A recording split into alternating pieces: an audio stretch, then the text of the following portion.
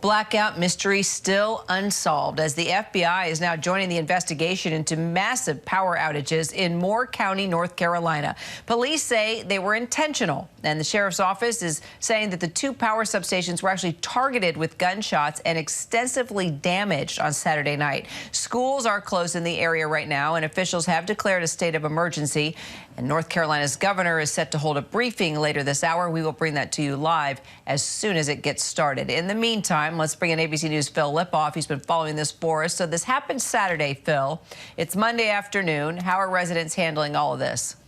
Well, that newser from the governor is going to be really important because people are really looking for answers. And as you would imagine, it's been really difficult, Kira. It's December, so it's getting cold. And these latest estimates, about 45,000 people are still without power. That's nearly all of Moore County. That's what we're talking about here. Just one example of how this is affecting people there. Friends Hallie and Sarah were sheltering in a hotel in the next county over when their power went out. So our first goal was to get gas. The second thing was to figure out refrigeration for my insulin. And then we would just kind of go from there and see how it was. We just kind of came up with a plan and it worked. And Kara, you think about how many things in your life are tied to power. This is what people are dealing with right there.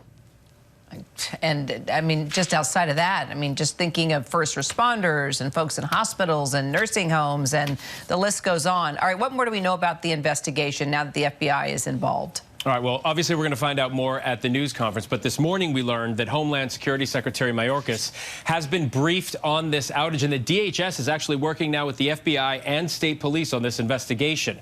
There are so many questions, as you point out, Kira, that need answering. Two power stations riddled with bullets Saturday night. So far, the sheriff there in Moore County says no group has claimed responsibility for what they are calling vandalism at this point, but clearly it's an act of, it's a criminal act, and a state of emergency has been declared there as well. A curfew was in place until about 5 o'clock this morning. The big question was this criminal act that everybody's looking at, an actual act of domestic terrorism. No one has said that out loud or officially just yet. Well, we look forward to hearing, of course, from authorities during this press conference. Now, the sheriff was asked if this attack had anything to do with that drag show there Saturday night. What do we know about that? Because we know about the attack that happened in Colorado at a drag show, and there was sort of a message put out by underground online folks to, you know, dark web to keep it going. Right, and that is obviously what people are focusing on, with good reason. There was a drag show there in the county that night, and in the weeks, as you point out, Kara, since the shooting rampage at Club Q in Colorado Springs, the internet has been filled with praise for the shooter there in Colorado Springs and calls for additional violence. But the sheriff wouldn't go as far to call this domestic terrorism and connect it directly to the drag show that was happening there, but says they are certainly looking into the possibility. All right, and finally, when do you think power officials might have everybody back online?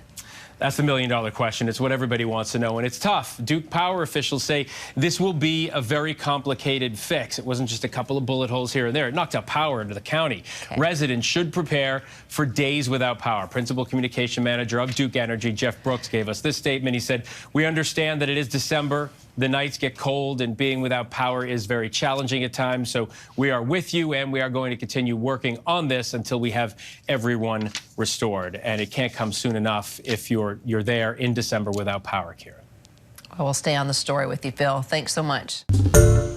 Hi, everyone. George Stephanopoulos here. Thanks for checking out the ABC News YouTube channel. If you'd like to get more videos, show highlights, and watch live event coverage, click on the right over here to subscribe to our channel. And don't forget to download the ABC News app for breaking news alerts. Thanks for watching.